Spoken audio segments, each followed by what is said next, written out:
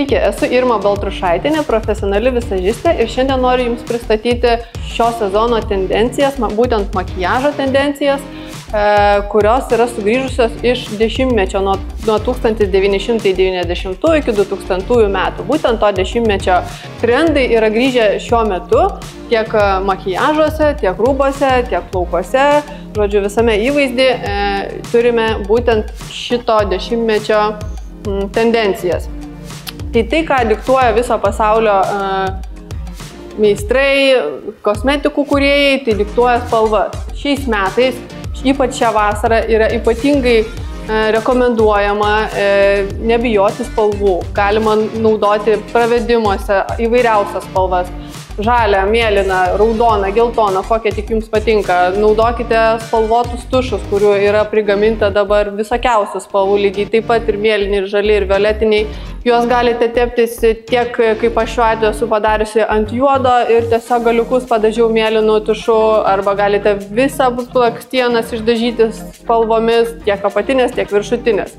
Žinoma, iš to dešimtmečio yra sugrįžę blizgučiai, kas buvo labai aktualu, metalo spalvos, daug švytėjimo, daug skaistalų. Tai šiuo atveju aš akis padažiau su šiek tiek švytinčių produktų, su švytinčiais šešėliais. Būtent pravedimą padariau violetinės spalvos su blizgučiais. Kaip minėjau, parinkau ir mėlynai juodą tušą, tam, kad akis būtų gražios, žaismingos ir atitiktų šių metų tendencijas. Voką rekomenduoja dengti tik tai viena spalva, nereikėtų kažkokių ypatingų ten šešėliavimų ir modeliavimų daryti.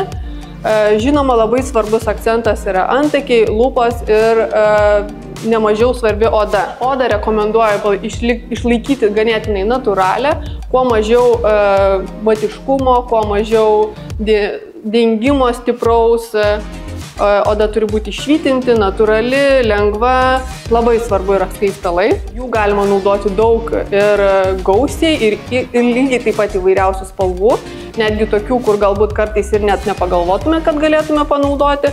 Iš mados išėjęs ir su labai minimaliu kiekiu likęs veido ovalo modeliavimas, tai tie vadinami visokie rudi produktai, su kuriais mes formuojame veido skruostikaulius, kaktą ar kažkokią tai kitą vietą, kurią mes norim.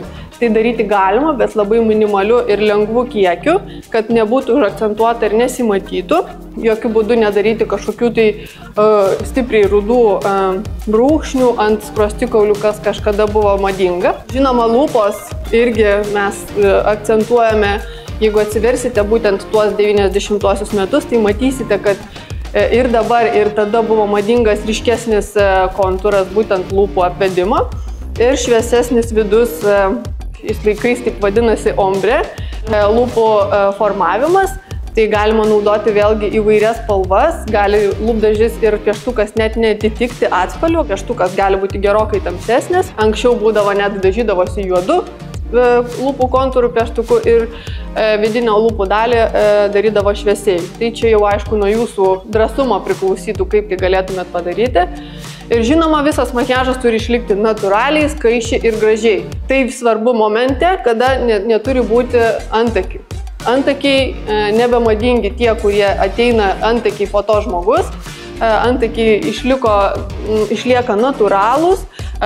Tam dešimtmetyje buvo labai ploni ir labai siauri, tai to gal labai nerekomenduočiau jau taip drastiškai daryti, bet antakio forma, antakio šešėliavimas ir piešimas visas turi būti natūralus, lengvas ir švelnus. Reziume, makiažas turėtų būti lengvas.